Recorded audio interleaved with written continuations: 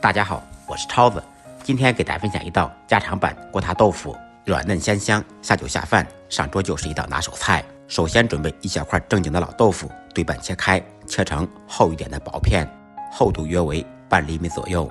全部切好以后，放入碗中备用。碗中单手打入2个笨鸡蛋，放入一点胡椒粉，去除鸡蛋的腥味。用筷子顺着太阳的方向把鸡蛋搅散，搅散的蛋液1/2倒入盘中。切好的豆腐一片一片的放到鸡蛋液里面，摆好队形。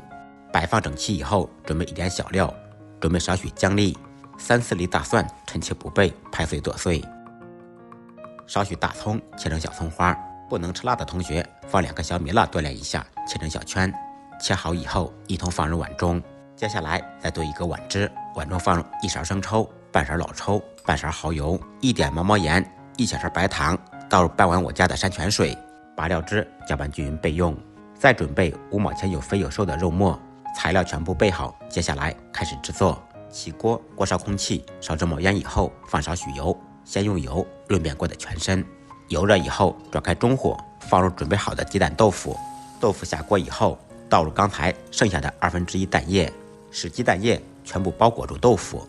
蛋液定型以后，开中火慢煎，期间晃动锅，使其受热均匀。煎好一面，趁其不备，翻过来煎另一面。安全第一，千万不要把豆腐糊到脸上。用同样的方法开中火煎另一面，煎至4面金黄以后盛出，倒入盘中备用。另起锅，锅烧热，放少许油，热锅凉油，放入肉末，在锅中煸炒。把肉末炒出油，炒至变色以后，放入准备好的葱姜蒜、小米辣，煸炒出香味。沿着锅边烹入少许料酒，去香增腥。随后倒入刚才调好的料汁，开大火把料汁烹出香味，倒入刚才煎好的鸡蛋豆腐。豆腐下锅以后需要烧制一会儿才会入味，开中火烧2-3分钟，把豆腐烧入味。2分钟以后改开大火烧制，淋入1点水淀粉，淀粉水调稀一点，边淋入淀粉水边晃动锅，使其受热均匀。然后再趁其不备来2个大翻锅，这样豆腐两面都可以受热均匀。